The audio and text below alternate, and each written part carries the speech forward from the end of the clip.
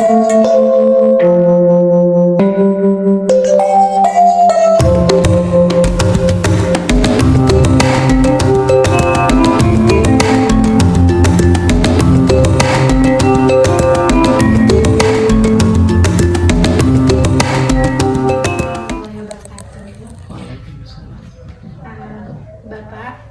perwakilan dari kampus KIP Siliwangi, perwakilan kelompok kami ingin mewawancarai Bapak terkait sejarah marching band yang ada di sini. Sebelumnya, bolehkah Bapak menyebutkan dulu profil Bapak terlebih dahulu?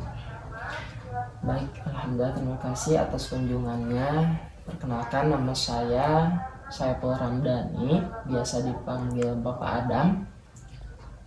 Saya menjadi salah satu guru PNS di SDN Kertamukti dan saya bergabung di SDN Kertamukti itu pertanggal 1 Desember tahun 2020 untuk masa bakti saya di sini, dan saya tinggal di Cianjur. Baik Bapak, terima kasih. Langsung saja mungkin ya Bapak ke pertanyaan yang pertama. Kami ingin tahu tentang sejarah terbentuknya marching band yang ada di SDN Kertamukti satu ini. Untuk sejarah, mungkin alhamdulillah SDN Kertamukti salah satu SD yang mendapat bantuan alat marching band itu di sekitar tahun 2022 kalau tidak salah, 2022 untuk bulannya saya lupa, tapi mendekati ke bulan Agustus kalau tidak salah. Nah, memang untuk bantuan itu tentunya ada sebuah proposal yang dilayangkan ke kabupaten, dan alhamdulillah itu terrealisasi di tahun 2022. Dan basic yang ahli dalam marching band itu sebenarnya adalah Bapak Kepala Sekolah terdahulu sebelum Ibu Kepala Sekolah yang baru ini, namanya adalah Bapak Endang Sukanda. Jadi ketika ada bantuan alat musik marching band, kemudian putri dari Bapak Endang Sukanda memang ahli dalam memainkan, dan ada temannya pula yang ikut serta membantu. Nah, jadi keinginan Bapak Kepala Sekolah terdahulu bagaimana caranya siswa-siswi di SDN Kertamukti ini dengan alat yang sudah diberikan itu bisa dimanfaatkan. Memang Pak Endang sudah bisa, tapi yang lebih mahirnya itu adalah putrinya.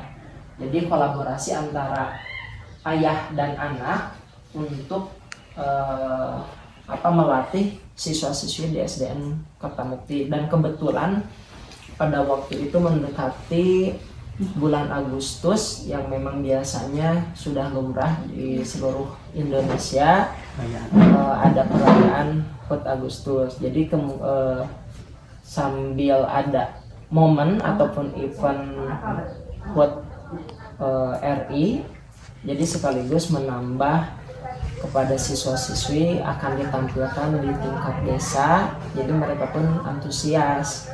Nah, untuk pelatihnya itu memang secara khusus itu adalah kolaborasi antara Putri Pandang dan Putri Pandang dan Pandang sendiri.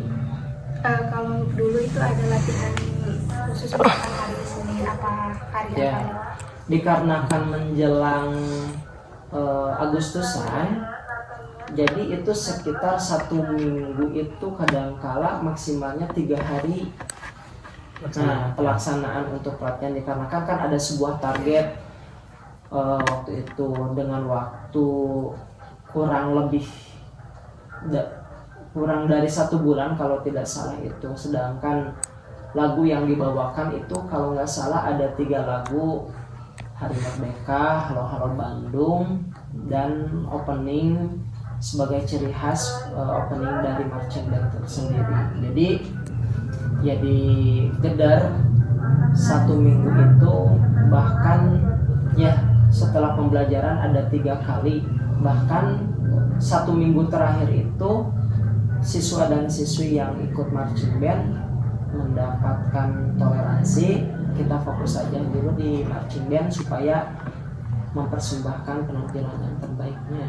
Di seminggu terakhir itu hampir tiap hari Berarti dalam seminggu terakhir sebelum pelaksanaan perayaan hari ulang tahun itu hampir setiap hari dilakukan latihan. Iya. Untuk tampilannya hanya ditampilkan di HUT RI aja. Nah, sebelum HUT RI sekalian memperkenalkan bahwasannya di SD Kertamukti itu ada marching band yang siswa-siswinya itu pandai. Nah, sebelum di hari H-nya pun untuk tampil di tingkat desa, di sekolahnya pun berkeliling kampung sekaligus memperkenalkan, mungkin itu sebagai modal marketing pula di SD Kertamukti, dikarenakan kan memang setiap sekolah harus mempunyai daya jual, entah itu dari segi akademisnya ataupun kreativitasnya. Nah, dari segi kreativitasnya itu menjadi nilai poin tambah untuk SD Kertamukti supaya menarik bagi masyarakat untuk bisa ikut ataupun daftar di sekolah SD Kertamukti. Yang kedua, selain itu ya, yang tadi kita sebelum hari-harinya kan keliling kampung, itu murni dari program sekolah. Terus yang kedua, ikut serta kolaborasi program sekolah dengan pihak desa untuk memeriahkan HUT RI. Yang terakhir ada event itu di tahun 2023 bulan Januari, itu lepas sambut kepala sekolah. Nah, lepas sambut kepala sekolah itu sebagai opening sekaligus penyambutan kepala sekolah baru. Itu ada namanya ya marching band untuk ditampilkan. Oh iya, ada satu lagi. Itu terakhir ya di bulan Januari. Ada sebelum terakhir di bulan Januari itu ada PKKS.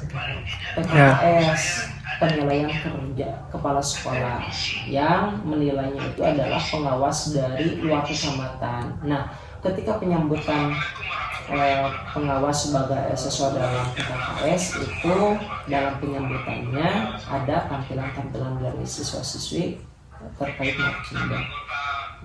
Mungkin tadi untuk persiapan dari untuk latihan marching itu 1 minggu sebelum penampilan RI. Gitu ya Bapak. Nah, komponen yang harus disiapkan untuk mengadakan latihan itu apa aja gitu? Kalau misalkan dari basic nol, ketika memang siswa-siswi tidak, kita bicaranya dari nol ya, dikarenakan memang marching band ini baru. Untuk basic yang pertama adalah kemauan. Ketika siswa-siswi mau, dan di marching band itu kan memang pasti pembelajarannya seru. Sebagai dasar saja tombor ku alat musik ku meja oge tapalu budak mah resepkeun kan. Nah, apalagi difasilitasi dengan alat musik. Tapi tidak seluruhnya, dikatakan yang namanya siswa itu kan unik. Ada yang memang basic senang dengan alat musik, adapun yang tidak. Tapi sebagian besar siswa-siswi senang dengan musik dan ingin melakukan. Pertama, walaupun misalkan senang tapi tanpa ada kemauan, ya apalah daya. Tapi alhamdulillah banyak yang siswa-siswi yang antusias dan ingin ikut serta. Yang kedua, adanya selain kemauan, adanya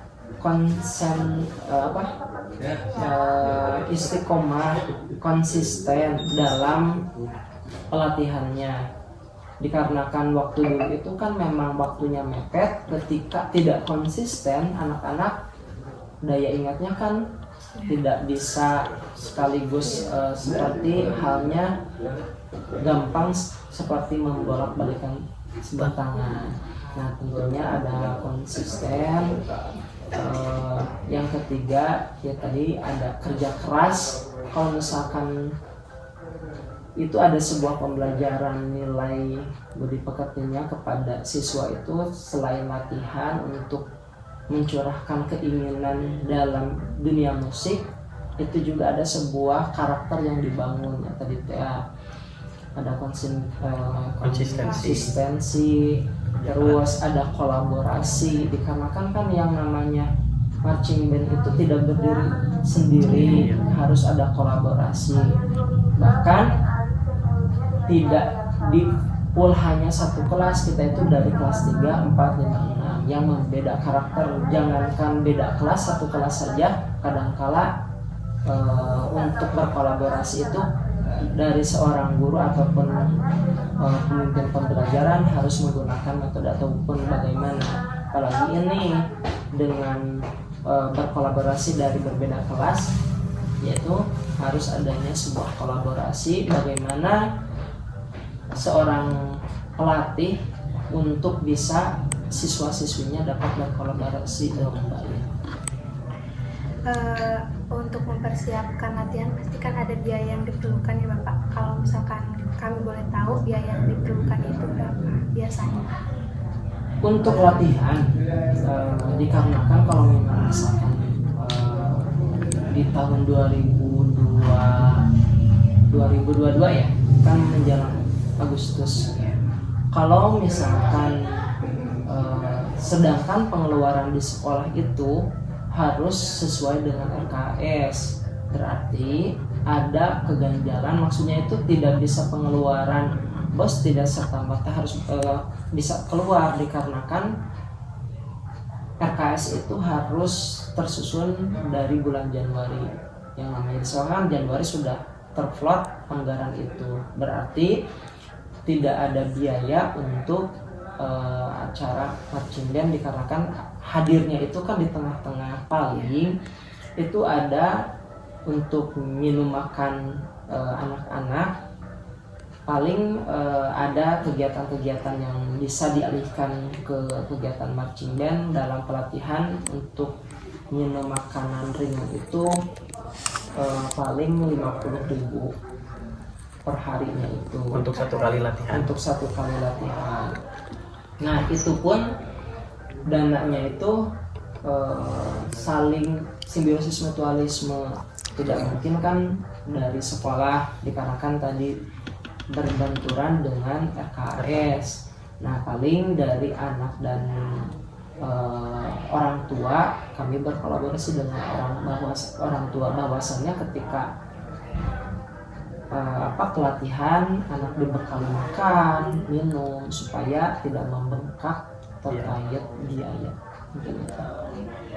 Nah, Bapak kan mungkin biar alat-alatnya tetap bagus, pasti kan ada pemeliharaannya. Nah, untuk pemeliharaan alat-alatnya itu bagaimana? Untuk pemeliharaan yang pertama tata letak atau penyimpanan. Tentunya penyimpanan harus sesuai rapi, harus rapi, terus tersusun rapi, terus ditempatkannya di mana aman dari anak-anak lalu lalang. Tentunya ada ruangan khusus, kemudian ada pengecekan nada. Nah pasti yang namanya alat ketika dipakai entah itu rusak ataupun bagaimana, apalagi berhubungan dengan nada. Nah jadi sebelum dimulai latihan ataupun tampil ya pasti dicek dulu peralatannya, apakah ada kendor sekrupnya, apakah hilang sekrupnya ataupun bagaimana, yang pasti akan mempengaruhi ke nada-nada yang dimainkan di alat marching band tersebut. Tadi kan Bapak sudah menjelaskan dari sejarahnya, pasti ada kendalanya ya Pak. Nah selama ini kendala dari marching band ini itu apa ya? Yang pertama tentunya kita berhubungan dengan siswa. Kendala yang pertama kita harus menjaga mood dari siswa tersebut.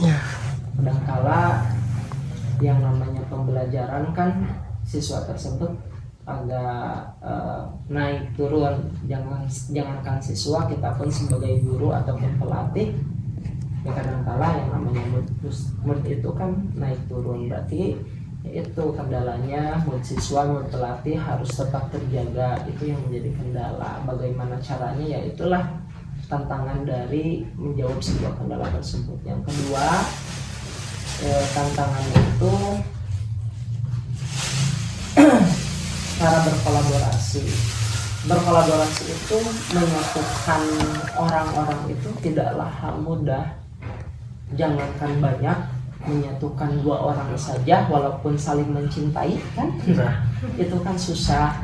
Nah apalagi banyak, terlebih siswa SD masih banyak mainnya. Kita ya berupaya bagaimana, itulah tantangan siswa-siswi yang masih polos dengan masa-masa bermainnya, itu yang menjadi tantangan. Terus selanjutnya tantangan terkait kostum kan yang namanya marching band mempunyai ciri khas tersendiri, entah itu memakai kostum seperti apanya, itu yang menjadi kendala, apalagi ketika tampil di ajang tingkat desa yang ditonton sekian banyak orang oleh masyarakat.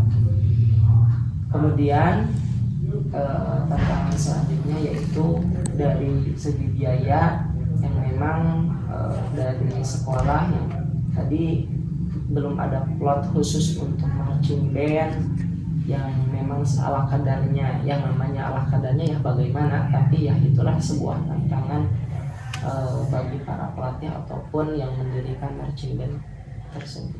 Baik, Pak. Berarti untuk tantangannya itu tadi dari mood siswanya, sama kostumnya, terus yang terakhir biayanya, gitu ya Bapak.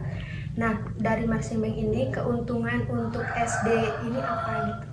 Keuntungan yang pertama dapat memantik bagi siswa, memantik atas dasar keunikan siswa untuk menyalurkan bakat minatnya. Itu yang terkait terkait biaya. Kalau misalkan biaya itu kita memaksimalkan sebuah aset. Aset itu tidak hanya modal uang dari biaya operasional sekolah saja, dikarenakan bos itu kan karena sudah terplot dan ada batasan-batasan untuk pengeluarannya. Nah, kita pikirnya seperti apa? Misalkan kalaupun harus ada konsumsi, kita berkolaborasi dengan para orang tua ataupun paguyuban yang ada di sekolah ini, entah itu bekal dari rumah ataupun setidaknya ada bekal dari rumah, bahkan ada support dari orang tua pun, itu menjadi sebuah alternatif solusi bagi kendala yang kita hadapi terkait marching band. Terus terkait biaya yang ya tadi terkait kostum. Nah, terkait kostum pula kan memang ada sebuah keunikan tersendiri, harus terlihat nyentrik di marching band itu. Tadi dari pihak sekolah, dikarenakan tadi kan ada hadirnya itu di tengah-tengah semester yang tidak bisa masuk dalam MKA. Paling kita kolaborasi memanfaatkan aset yang ada itu. Silahkan siswa mempunyai pakaian seperti apa, tidak harus terlihat yang wah, tapi seragam saja. Tapi asal kompak gitu. Ya, asal kompak. Ketika pengompakan pun kita pun membuat sketsa pola terlebih dahulu, pakaiannya harus seperti apa. Kalaupun memang misalkan hanya sebatas pakai sarung, tapi ketika semua sama kompak, itu akan menjadi ciri khas tersendiri ataupun nilai positif tersendiri bagi para marching band. Mungkin sementara yang sudah dilakukan terkait alternatif solusi bagi kendala-kendala yang dihadapi oleh SD Ketamukti terkait marching band. Terima kasih atas jawabannya. Mungkin untuk pertanyaan khususnya sudah beres. Apa ada tambahan lain untuk pertanyaan? Jadi begini Pak, jadi kalau tantangan dari orang tua ada nggak Pak yang misalkan melarang anaknya untuk marching band gitu? Untuk sementara ini yang terdengar, kalau secara pribadi kan, kalau misalkan saya di Cianjur nih, di daerah saya ada orang tua yang melarang anaknya yang memang tidak boleh ikut serta untuk memainkan alat musik. Bukan hanya alat dari marching band tersebut, setiap alat musik itu ada orang tua yang ada saja, tapi tidak semua untuk melarang. Tapi alhamdulillah ketika diutarakan bagi siapa saja, misalkan kan yang pertama itu diutarakan kepada siswa ngacung, siapa yang mau. Nah, ketika setelah itu mungkin ada tembusan kepada orang tua, atau ketika ditembuskan kepada orang tua, itu timbal baliknya pintunya tidak ada yang tidak mengizinkan. Hanya saja mungkin kendala dari orang tua ketika menyeragamkan atas kostum, dikarenakan kan ketika kostum dengan waktu mepet, waktu itu kostum harus ada, aturan dari orang tua dan dari sekolah orangnya, kita pun cari alternatif lain terkait dengan kostum, dan pada akhirnya ada solusi yang penting seragam, dan seragamnya tersebut bisa ada nilai seninya. Kalaupun memang misalnya seperti halnya ini taplak meja saja, kain ini mungkin seperti ini dengan porsinya cukup, tapi bisa juga dijadikan nilai seni bagi komponen-komponen lain. Misalkan kita akan membuat panggung, ini sebagai alat dekornya itu kan bisa. Nah, pun demikian untuk kostum di marching band, sebagaimana kita berpikir hal yang sederhana ketika kita disentuh dengan pikiran seni, insya Allah akan menjadi seni. Dan satu lagi Pak, apakah pernah nemu nggak seperti kasus yang anak itu mempunyai bakat di motorik ya Pak, tetapi siswa tersebut tidak minat dalam mengikuti ekskul drum band Pak? Apakah sang pelatih akan memaksa dia untuk mengikuti atau membiarkan saja Pak? Kalau sang guru untuk memaksa tidak. Kebetulan saya belajar di guru penggerak itu ada namanya teknik coaching. Untuk memaksa tidak, tapi kita apalagi di sekolah sekarang masa transisi untuk merdeka belajar, tidak ada sebuah paksaan, tapi kita sistemnya coaching itu bagaimana? Kita bertanya kepada siswa, paling kenapa tidak ikut untuk mengarahkan, misalkan di kendalanya, saya tidak mau, ya sudah kita terus arahkan kenapa sampai tidak tahu.